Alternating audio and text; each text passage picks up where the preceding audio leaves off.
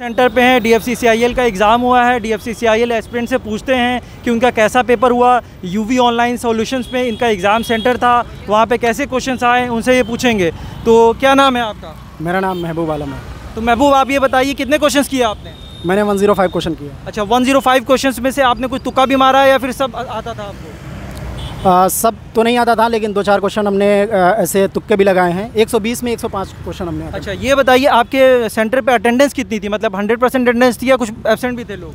मेरे रूम में तो लगभग 100% अटेंडेंस थी। अच्छा, 100% अटेंडेंस बता रहे हैं ये। और इनका एग्ज़ाम जो था एग्जीक्यूटिव BD की पोस्ट का था, executive operations and business development की पोस्ट का था। तो ये बता रहे हैं कि इनके सेंटर पे 100% अटेंडेंस थी।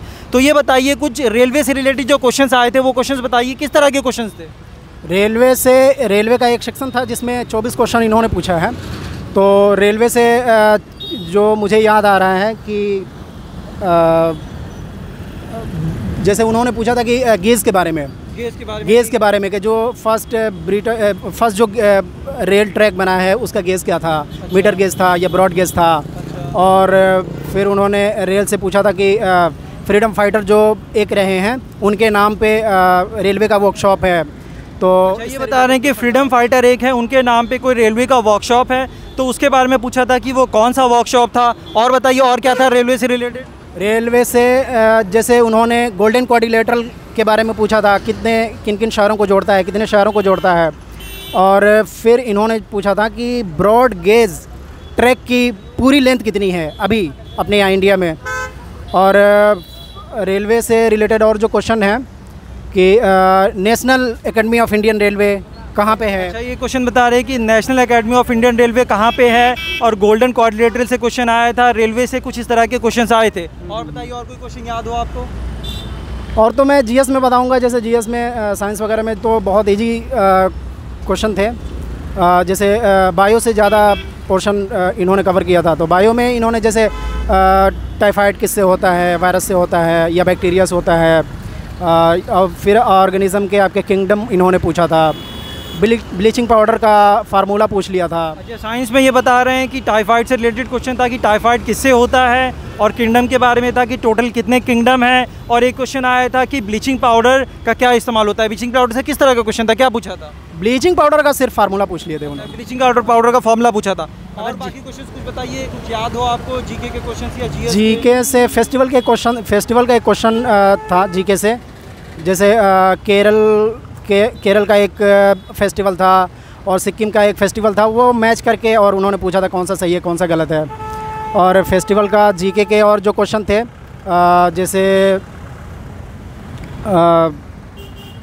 हाँ, कॉमनवेल्थ गेम 2022 कहाँ होने हैं। अच्छा, ये बता रहे हैं कि एक तो फेस्टिवल से क्वेश्चन आया था कि जैसे केरल का फेस्टिवल ओणम है, इस तरीके से पूछ रहे थे कि कॉमनवेल्थ गेम्स जो है 2022 का कहाँ पे होगा। इस तरह के कुछ जीके के क्वेश्चन्स आए थे।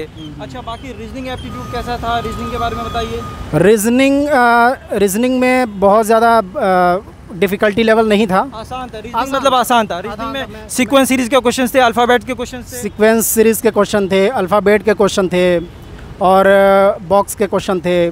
फिर आपके डाइस के क्वेश्चन थे। अच्छा, डाइस के क्वेश्चन थे। अच्छा, DI से क्वेश्चन था, डेटा इंटरप्रिटेशन से क्वेश्चन था। मैथ्स में DI से उन्होंने क्वेश्चन पूछा है, पाई चार्ट से क्वेश्चन पूछा है, रेशियो से, और फिर SI और CI से भी क्वेश्चन पूछा है। अच्छा, मतलब एप्टीट्यूड के सारे टॉपिक्स को कवर कर लिया उन्होंने। DI का क्वेश्चन था, SI CI का क्वेश्चन था, पाई चार्ट से क्वेश्चन था। तो ये सारे क्वेश्चन क्या लेंदी थे या बहुत कम टाइम में हो जाने वाले थे? लेंदी नहीं कहेंगे, मॉडरेट थे। कुछ क्वेश्चन मॉडरेट थे, बाकी ईजी थे।